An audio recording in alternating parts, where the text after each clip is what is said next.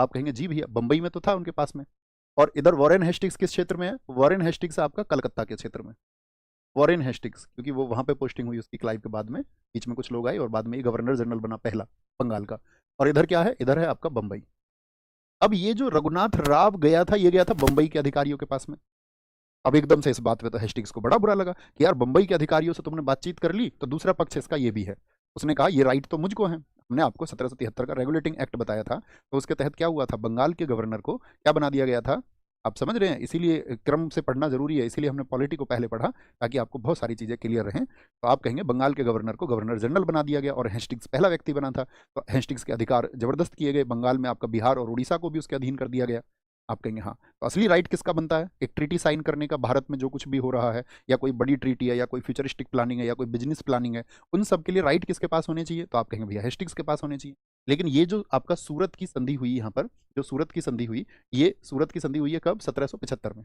तो उसने इसको बिल्कुल से बोल दिया कि ये बेसलेस है, इस तरह की संधि का कोई अर्थ नहीं है।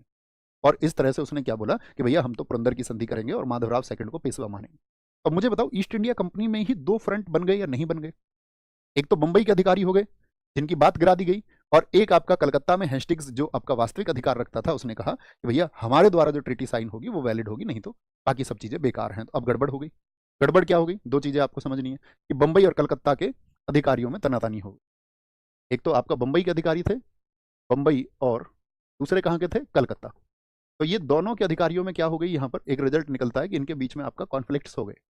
अब इनके कॉन्फ्लिक्ट्स हो गए तो इनके बीच में विवाद हो गए, तो ये मामला गया ब्रिटेन। कहाँ पहुंचेगा? हेडक्वार्टर पहुंचेगा। बोले भैया वहां तो भारत, अब तो आप ये कह रहे हैं कि आपका अमेरिका तो आजाद हो ही चुका है और भारत में भी ईस्ट इंडिया कंपनी में दो फ्रंट हो गए हैं, ठीक है। अब इन्होंने क्या बोला कि अमेरिका, इसी समय पर मैंने क्या बोला, यूएसए, यूएसए 1776 में आजाद हो चुका था। अंग्रेजों के सामने बड़ी समस्या थी ब्रिटेन के सामने कि भविष्य में कहीं भारत भी आजाद ना हो जाए। तो इन्होंने कहा कि एक काम करो, देखो अभी ऐसा हो सकता है कि तुम तो ये कह रहे हो कि जो मराठा हैं उनके हमको सहयोग की जरूरत है, लेकिन इस बात की क्या गारंटी है कि मराठा तुम्हारा ही सहयोग देंगे? और इस बात की क्या गारंटी है कि मराठा मैसूर के साथ में नहीं मिलेंगे? तो ये बात हेस्टिंग्स से उन्होंने कही। अब ये बात एकदम से सही है भाई, अगर कोई ट्रीटी साइन हो जाने से क्या गारंटी हो जाएगी कि मराठा भविष्य में मैसूर का साथ नहीं देंगे? और उन्होंने दिया भी था कई फ्रंट पर मैसूर का साथ। तो आप कहेंगे हाँ। तो उन्होंने कहा कि ये देखो, कभी भी ऐसा हो सकता है कि भारत में गुट जो है वो इकट्ठे हो जाएं और कहीं ऐसा ना हो ईस्ट इंडिया कंपनी को यहाँ से निकाल फेंके। तो अभी आप एक काम करो, सीधे सीधे मराठाओं से लड़ो और कैसे भी करके जो व्यक्ति हमारी तरफ आया है, रघुनाथ राव, राघोवा, उसको पेशवा बनाओ। ठीक है, तो क्या काम मिल गया यहाँ से? तो मामला जब ब्रिटेन पहुंचा तो क्या बोले कि भाई राघोवा को पेशवा बनाओ, राघोवा को, राघोवा को पेशवा बनाओ। यानी हेस्टिंग्स की जो समझ थी उसको इन्होंने नीचा कर दिया। राघोवा को कैसे भी करके पेशवा बनाओ, कोई युद्ध हो, कोई झगड़ा हो, कुछ भी हो, किसी भी स्थिति। तो भैया जो बंबई की सेना थी, बंबई की सेना थी, एकदम से उसको तो बड़ी खुशी हुई क्योंकि उन लोगों की बात मान ली गई। तो बंबई की सेना ने क्या किया, यहाँ पे दो वॉर लड़े। तेलगांव, मराठों के खिलाफ तेलगांव, तेलगांव लड़ा था 1779 में, ठीक है। लेकिन क्या हो गया, और यहाँ पर क्या हुआ कि जैसे ही बंबई की सेनाएं बढ़ी, तेलगांव एक पड़ता था महाराष्ट्र में इलाका, तो वहां पर उनको मुंह की खानी पड़ी अंग्रेजों को। अंग्रेज एकदम से हार गए और अंग्रेजों को सरेंडर करना पड़ा। बोले यार ये तो गड़बड़ हो गई। तो यहीं पे एक ट्रीटी साइन हुई थी अंग्रेजों और मराठाओं के बीच में, बड़गांव की संधि, और अंग्रेजों ने उस संधि में माफी मांगी थी। तो यानी कि बंबई के अधिकारी निरस्त हो गए। अब ये खबर पहुंची हेस्टिंग्स के पास में कि भाई तुम कुछ करो। हेस्टिंग्स से बोला गया कि भाई लड़ना पड़ेगा। अब हेस्टिंग्स तो मनी मन क्या सोच रहा है, हेस्टिंग्स तो सोच रहा हमने तो पहले ही कहा था, अभी लड़ने की स्थिति में नहीं हो, दो फ्रंट पे सेनाएं कहां से लाओगे, एक जगह मैसूर में और एक जगह यहाँ पर आपका मराठा में, तो दिक्कत हो जाएगी। लेकिन फिर हेस्टिंग्स के ऊपर दबाव आता है कि बंबई की सेनाएं तो जो है यहाँ तेलगांव में, बंबई की सेना जो है वो तेलगांव में हार गई है और उसको बड़ी शर्मिंदगी महसूस हुई है, और शर्मिंदगी में मराठाओं ने उनसे बड़गांव की संधि भी साइन कराई है 1779। तो हेस्टिंग्स चलता है, हेस्टिंग्स इसके लिए योजना बनाता है और वह कहता है कि हम मराठाओं पर दो तरफ से हमला करेंगे। और मराठाओं पर जो उसके हमले हुए वो दो तरफ से हुए। किस तरफ से? एक तो पुणे की तरफ से हेस्टिंग्स ने जो हमला किया, आपका पुणे की तरफ से, और एक किया उसने ग्वालियर की तरफ से। तो पुणे वाले हमले में क्या हुआ, पूरी तरह से, पूरी तरह से, बुरी तरह से हार हुई। पुणे की तरफ से बुरी तरह से हार हुई। हाँ, ग्वालियर की तरफ से सफलताएं मिली। ग्वालियर की तरफ से जब सफलताएं मिलती हैं तो यहाँ पर क्या होता है कि फिर ये लोग कहते हैं कि भाई एक काम कर लेते हैं हम, कि हमको आगे बढ़ना चाहिए और भी। लेकिन मराठा इनकी छोटी छोटी जितनी भी टुकड़ियां थी उन सबको जगह जगह पर हरा रहे थे।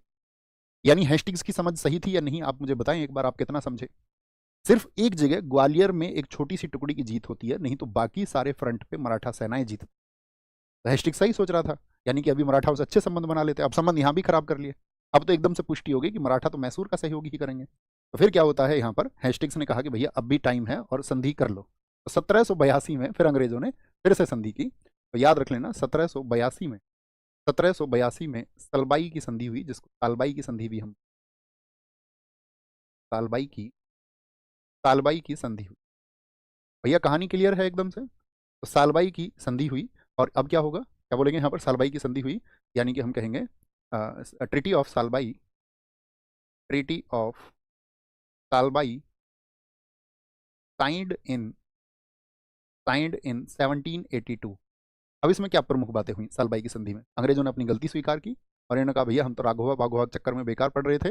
इन्होंने किया कि माधव राव सेकंड, जिसको इन्होंने पुरंदर में संधि में पेशवा माना, को वास्तविक पेशवा माना। भैया यही है पेशवा, पेशवा माना। ठीक है।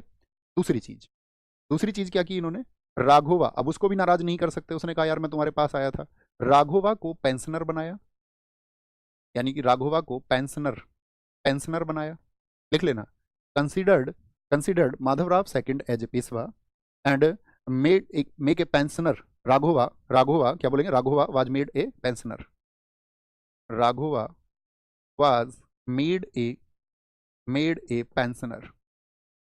पेंशनर। और तीसरी चीज इसमें महत्वपूर्ण क्या हुई थी, तीसरी चीज हुई थी एक दूसरे को क्षेत्र वापस कर दिए, जो जहां पर जो भी जीता एक दूसरे को क्षेत्र वापस कर दिए।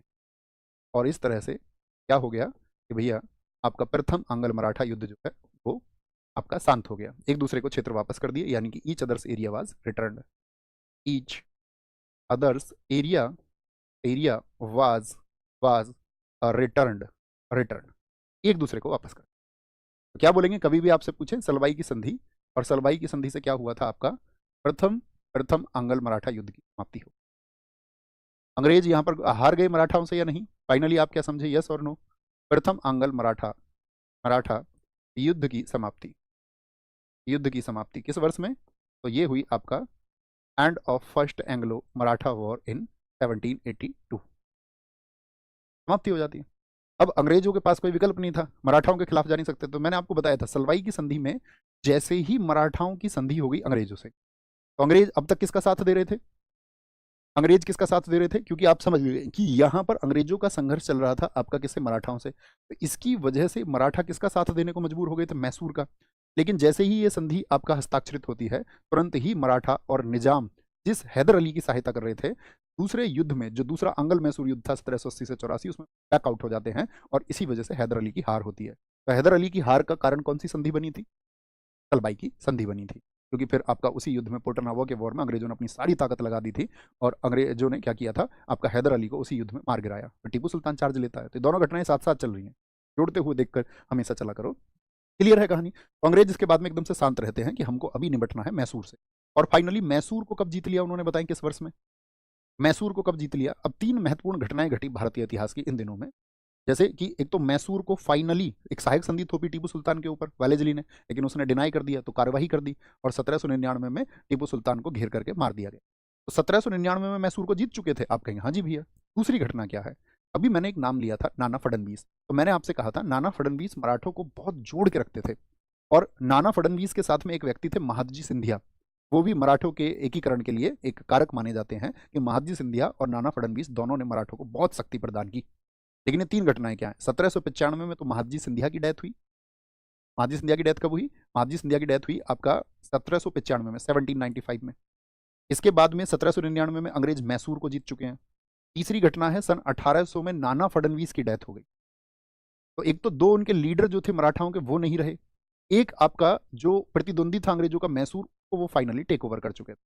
तो अंग्रेज अब तक जो प्रॉमिस इनको कर रहे थे, अब तो अंग्रेजों की पूरी नजर किसके ऊपर आ गई, ये मराठाओं से वापस। तो 20 वर्षों तक लगभग शांत रहे। 20 वर्षों तक शांत रहने के बाद में अंग्रेजों ने फिर से खुरापात शुरू। यहां पर वापस लेकर चलेंगे हम आपको, कहां पर, यहां पर देखिए 1772 की स्थिति आपको क्लियर है। रघुनाथ राव चाहते थे, जिसकी वजह से, इनकी चाहत की वजह से ही पहला